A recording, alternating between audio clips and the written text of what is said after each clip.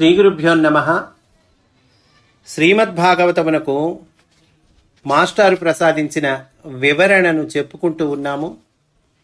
అందులో భాగంగా సకామ సాధన అనేటువంటి అంశంలోనికి మనము ప్రవేశిస్తూ ఉన్నాము. పరీక్షిన్ మహారాజా సుఖయోగి చెప్తూ ఉన్నారండి. పరీక్షిన్ మహారాజా, నరజన్మము పొందిన వారు చేయవలసిన సాధన తెలిపి తిని, మరణమాము ఆసన్నమైన వారు చేయవలసిన సాధనయు తెలిపి తిని. సుఖయోగుల వారు ముక్తిని పొందటం ఎట్లా, నరజన్మ పొందిన వాళ్ళు చేయవలసిన సాధన ఏమిటి, అట్లాగే మరణ సమయం ఆసన్నమైన వాళ్ళు చేయవలసిన సాధన ఏమిటి, ఇవన్నీ చెప్తూ ఉన్నారండి. ఎందుకంటే పరీక్షణ్ మహారాజు మొట్టమొదటి అడిగింది ఏంటి? అయ్యా, వారం రోజులే టైం ఉంది, నేను ముక్తిని పొందాలి, మార్గం చెప్పండి స్వామి అని అడిగాడు కదండి. అందుకని అయ్యా, నరజన్మ పొందిన వారు చేయవలసిన సాధన చెప్పాను, మరణం ఆసన్నమైన వారు చేయవలసిన సాధన చెప్పాను, మహాజ్ఞానులైన వారు చేయు విధానము కూడా తెలిపితిని. ఇక్కడ మాస్టర్ అంటున్నారండి, ఇటుపైన కోరికలు గలవారు అనుష్ఠించు సాధన విధానము చెప్పబడును. కోరికలు కలిగినటువంటి వాళ్ళు చేయవలసిన విధానం ఏంటి, అనుష్ఠించాల్సిన పద్ధతి ఏంటి, అది ఇటుపైన చెప్పబడుతుంది. ఒక్కొక్క కోరిక నెరవేరుటకు ఒక్కొక్క దేవత ఉపాసింపబడును. ఒక్కొక్క కోరిక నెరవేరాలంటే ఒక్కొక్క దేవతను ఉపాసన చేయాలండి. ఈ దేవతలను ఉపాసించు వారు కూడా ఎరుగకయే సర్వాంతర్యామిని ఉపాసించుచున్నారు. ఈ దేవతలను ఉపాసిస్తున్నాము అనేటువంటిది వాళ్ళు మామూలుగా వాళ్ళే బలానా కోరిక, దానికోసం బలానా దేవతను నేను ఉపాసిస్తున్నాను అని అనుకుంటున్నారు. కానీ ఏం చేస్తున్నారు వాళ్ళు? వాళ్ళకి తెలియకుండానే వాళ్ళు సర్వాంతర్యామిని ఉపాసిస్తున్నారు. ఇంకా అంతటా నిండి ఉన్న భగవంతుడు ఎవరో అతన్ని ఉపాసిస్తూ ఉన్నారు తెలియకుండా. మార్గము మాత్రమే అజ్ఞానమయము. ఉపాసిస్తోంది సర్వాంతర్యామినే, కానీ మార్గము అజ్ఞానమయంగా ఉంది. ఇన్ని దేవతలలో అంతర్యామిని భావించువారు మాత్రమే తాము కల్పించుకొనిన కర్మబంధముల నుండి విమోచనము చెందగలరు. ఇన్ని దేవతల్లో కూడా అంతర్యామిని భావించేటువంటి వాళ్ళు ఎవరైతే ఉన్నారో, అంటే బలానా దేవతను చూడరు, అంతర్యామినే చూస్తారు వాళ్ళు మాత్రమే తాము కల్పించుకొనిన కర్మబంధముల నుండి విమోచనము చెందగలరు. అదండి, ఏదో బలానా కోరిక కోసం బలానా దేవతను ఉపాసిస్తున్నాము, బానే ఉందయ్యా, కోరిక తీరుతుంది, ఆ రూపంలో నువ్వు అంతర్యామిని భావిస్తున్నావు, అది తెలుసుకో. అట్లా తెలుసుకొని భావించి అట్లా చేసినప్పుడే వాళ్ళు మాత్రమే కర్మబంధముల నుండి విమోచనము చెందగలరు అని అంటున్నారండి మాస్టారు. బ్రహ్మవర్చస్సు కోరువాడు బ్రహ్మణస్పతిని ఉపాసించవలెను. ఇంద్రియ పటుత్వాల కొరకు ఇంద్రుడిని ఉపాసించాలండి. బ్రహ్మవర్చస్సు కొరకు బ్రహ్మణస్పతిని ఉపాసించాలి. అంటే ఒక్కొక్క కోరికకి ఒక్కొక్క దేవతని ఉపాసించాలని చెప్పుకున్నాం కదండి. అంటే కోరిక గలవారు చేయవలసిన సాధన ఏమిటి, చేయవలసిన పద్ధతి ఏమిటి మనకి చెప్తూ ఉన్నారు.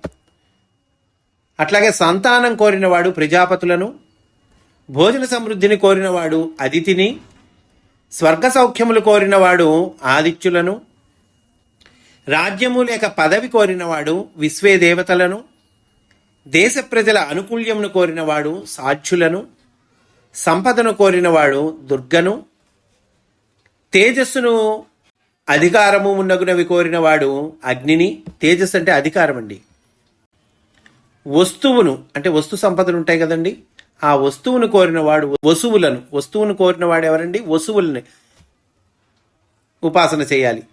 వీర్యమును అంటే వీర్యత్వమును కోరినవాడు రుద్రులను ఉపాసన చేయాలండి.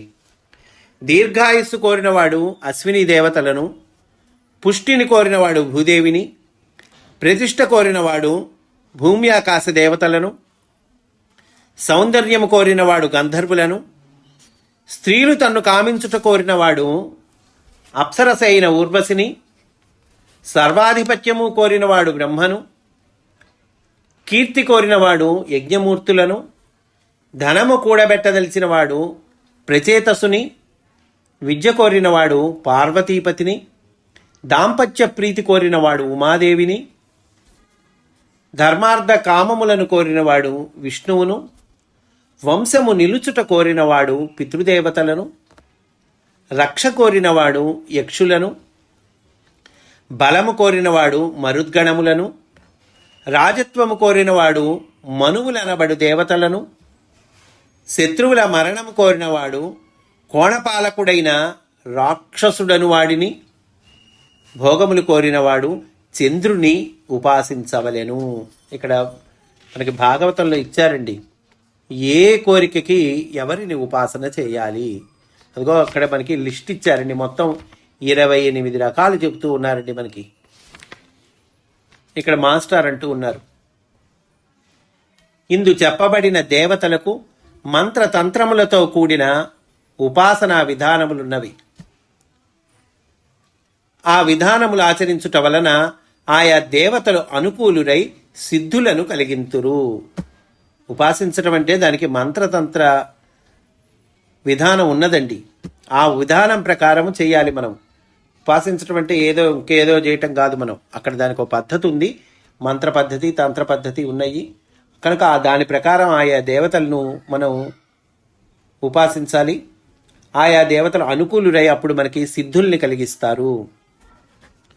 ఇందు చెప్పబడిన 28 మంది దేవతలను కృత్తిక మొదలుగా గల నక్షత్రములందు ఉపాసింపదగినవారు.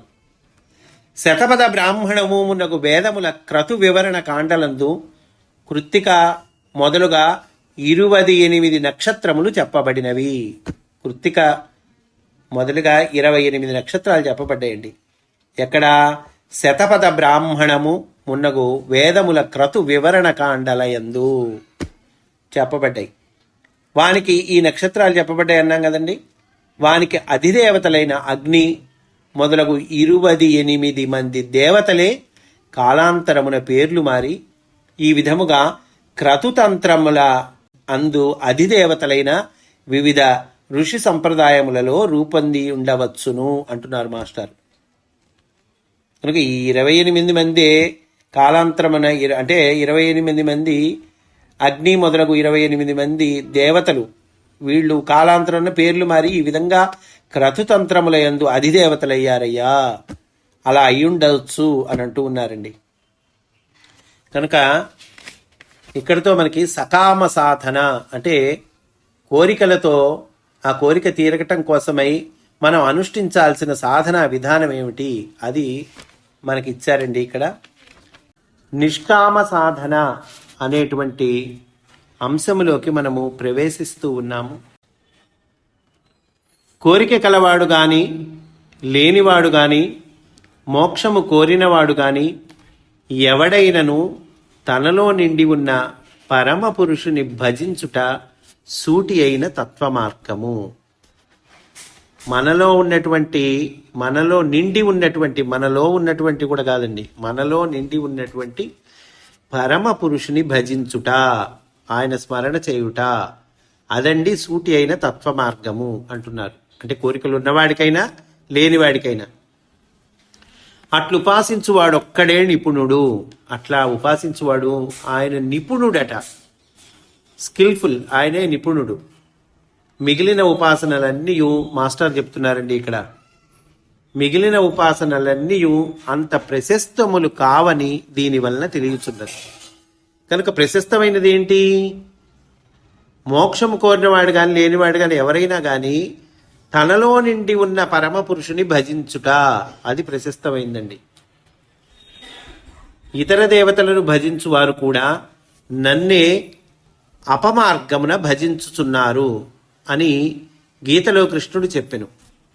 దీని ఆంతర్యం ఏమనగా, ఏ కోరికతో ఏ దేవతను భజించినను ఆ దేవత కోరిక రూపమున కోరిన వానిలో ఉండి ఉపాసించబడుతూ ఉన్నది. నువ్వు ఏ కోరికతో భజించు, ఏ దేవతను భజించు, ఆ దేవత కోరిక రూపమున కోరిన వారిలో ఉండి ఉపాసించబడుతూ ఉంది. దేవేంద్రుడు మున్నగు వారిని కొలుచున్నట్టి విధానములతోనే విష్ణువును సర్వాంతర్యామిగా భావించి కొలిచినచో నిర్మలమైన జ్ఞానము, వైరాగ్యము, మోక్షము కలుగును. ఈ వాక్యం ఇంకొకసారి చదువుకుందామండి. దేవేంద్రుడు మున్న వారిని కొలుచునట్టి విధానములతోనే ఏ కోరికను ఏ దేవతని ఉపాసించాలి, ఏ కోరిక తీరాలంటే ఏ దేవతని ఉపాసించాలి. బ్రహ్మవర్చస్సు కోరువాడు బ్రహ్మణస్పతిని ఉపాసించవలెను, ఇంద్రియముల పటుత్వము కొరకు ఇంద్రుని ఉపాసించవలెను. ఇట్లా మన సంతానం కొరకు ప్రజాపతుల్ని ఉపాసించాలి. ఇట్లా మన లిస్టు చెప్పుకున్నాను నిన్న. కనుక ఇక్కడ ఏమంటూ ఉన్నారంటే దేవేంద్రుడు మున్నగు వారు కొలుచునట్టి విధానములతోనే విష్ణువుని సర్వాంతర్యామిగా భావించి కొలిచినచో నిర్మలమైన జ్ఞానము, వైరాగ్యము, మోక్షము కలుగును. భేదమేమనగా ఇంద్రాదులను కొలిచిన చాలును, అంతర్యామి అయిన విష్ణువును కొలుచుట చాలదు, సేవింపవలెను. ఇక్కడ చాలా ముఖ్యమైన పాయింట్ చెప్తూ ఉన్నారండి మాస్టారు. ఏమండి, వివిధ దేవతల్ని కొలుస్తూ ఉన్నాం, రకరకాల కోరికలు, ఆ కోరికలను ఉపాసించడం కోసం రకరకాల దేవతల్ని ప్రార్థన చేస్తూ ఉన్నాం, కొలుస్తూ ఉన్నాం. దానికి అంతర్యామి అయిన విష్ణువుని కొలుచుటకు, అంతర్యామి అంటే అందరి రూపంలో ఉన్న భగవంతుడిని చూడటం మనం, ఆ దానికి తేడా ఏమిటి అది చెప్తూ ఉన్నారండి. అది చాలా ముఖ్యమైన విషయం. ఆ తేడా తెలుసుకోవాలి మనం. కనుక ఇంద్రాదులను కొలిచిన చాలును, కొలిస్తే చాలు వాళ్ళని, కానీ అంతర్యామి అయిన విష్ణువుని కొలుచుట చాలదు, సేవింపవలెను. అంతర్యామి అయినటువంటి భగవంతుణ్ణి సేవించాలయ్యా, ఊరికే కొలిస్తే చాలదు. వాని కథలలోని మాధుర్యము ఒక దివ్య గంగ. కథాద్విషు గర్గ అని నారద భక్తి సూత్రాల్లో గర్గ మహర్షి చెప్పారు అని నారదులు చెప్పారు. మహాభక్తుల భగవంతుడి యొక్క దివ్య కథలను చెప్పుకొని ఆ మాధుర్యాన్ని గ్రోలాలి మనం. కనుక ఏమంటున్నారు, వాని కథలలోని మాధుర్యము ఒక దివ్య గంగ, దాని అలల దొంతరలలో మునిగి తేలుట ఎవరికైనాను చెవులకు విందు కలిగించు. కనుక భగవంతుడి దివ్య కథలు, ఆ మాధుర్యము, అందులో మునిగి తేలటము ఎవరికైనా చెవులకి ఆనందాన్ని కలిగిస్తుంది, విందు కలిగిస్తుంది. మాస్టర్ చెప్తూ ఉన్నారండి ఇక్కడ ముఖ్యమైనటువంటి ఎక్స్ప్లెనేషన్. ఇతర దేవతలను కొలిచిన సిద్ధులు కలుగును, అనగా కార్యసిద్ధి కోరినవాడు ఆ కార్యమును సిద్ధింపచేయు దేవతను కొలుచుట వలననే ఆ సిద్ధి కలుగును. చెప్పుకున్నాం కదండి మనం, ఇతర దేవతలను కొలిస్తే ఏమవుతుంది, కార్యసిద్ధి కలుగుతుంది. సంతానం కావాలని ప్రజాపతులను ఉపాసించామనుకోండి, సంతానం కలుగుతుంది.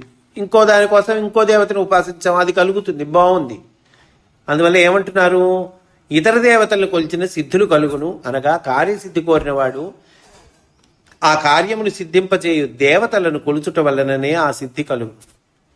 ఈ కొలుచుట ద్రవ్య రూపముననో ఔషధ రూపముననో వ్యక్తి రూపముననో ఉండును. ఈ కొలవటం అనేటువంటిది ఎట్లా ఉంటుంది, ద్రవ్య రూపంలోనో ఔషధ రూపంలోనో ఒక మెడిసిన్ రూపంలోనో వ్యక్తి రూపంలోనో ఉంటుంది. ఉదాహరణమునకు సంతతి కోరినవాడు ప్రజాపతులను కొలువవలనని చెప్పబడినది కదా. శరీరమునందు గుహ్యావయవములకు అధిపతులు ప్రజాపతులని విరుడ్రూప వర్ణనము వివరింపబడినది. వారిని కొలుచుటయే ప్రజాపతులను ఉపాసించుట, అనగా అధర్మణాది ప్రక్రియల మార్గమున పుంస్త్వమును వృద్ధి చేయుటకు, గుహ్యావయవముల వ్యాధులను దౌర్బల్యమును పోగొట్టుటకు చెప్పబడిన మూలికల రూపమున సేవింపవలెను.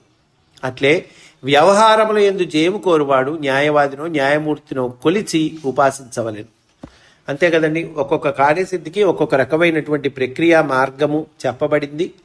దాని ప్రకారము ఉదాహరణకి మాస్టర్ చెప్తూ ఉన్నారు, సంతతి కావాలంటే ప్రజాపతి ఉపాసించాలి, దానికి కావలసిన ఔషధాలు ఇవన్నీ మనము సేవించాలి, ఇవన్నీ ఏవో చెప్పారు, బాగుంది. వ్యవహారం యందు జయం కోరాలి, వ్యవహారంలో మనం విక్టరీ సాధించాలి, అప్పుడు న్యాయవాదినో న్యాయమూర్తినో కొలిసి ఉపాసించాలి. కర్మాచరణము వలన తాత్కాలికమైన కార్యసిద్ధి వెంటనే స్వల్పకాలమున కలుగును. కర్మాచరణం చేస్తున్న దానికి సంబంధించిన ప్రక్రియో ఉపాసనో పనో చేస్తే కార్యసిద్ధి స్వల్పకాలంలో కలుగుతుంది అని గీతలో కృష్ణుడు చెప్పెను. ఈ విధముగా కాక అంటే మిగతా దేవతలని కొలవటానికి సర్వాంతర్యామిగా భావించి విష్ణువుని కొలవటానికి తేడా అండి. ఈ విధముగా కాక సర్వాంతర్యామిని కొలువవలెనన్నచో జీవులకు సేవ చేయవలెను. అదండి ముఖ్య ఇంపార్టెంట్ పాయింట్. కోరికతో మనము అనేక దేవతలకు ఉపాసన చేస్తాము. ఆ దేవతలు ఇచ్చేటువంటి వస్తువో కార్యసిద్ధో ఏదో సిద్ధులో ఏవో అన్నీ మనకి వస్తాయి, బాగుంది.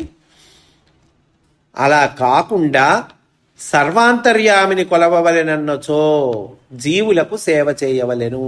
వాళ్ళ రూపంలో ఉన్నది భగవంతుడే కదా. సర్వాంతర్యామి అంటే అంతటా నిండి ఉన్నవాడు, అందరిలో ఉన్నవాడే కదా. కనుక ఆయన్ని కొలవాలంటే ఏమిటయ్యా మార్గము? ఆయన్ని కొలవాలంటే ఒక ప్రత్యేకమైన ఒక ప్రక్రియో, యజ్ఞమో, యాగమో, హోమమో ఏమైనా ఉందా? అభిషేకమో, మంత్రమో, సిద్ధో, ఉపాసనో, జపమో కాదయ్యా అంటున్నారు. ఇవేవి కాదు. తోటి రూపంలో ఉన్నటువంటి జీవులకు సేవ చేయవలెను. అదండి అంతర్యామిని కొలవటం అంటే జీవులకి సేవ చేయాలి.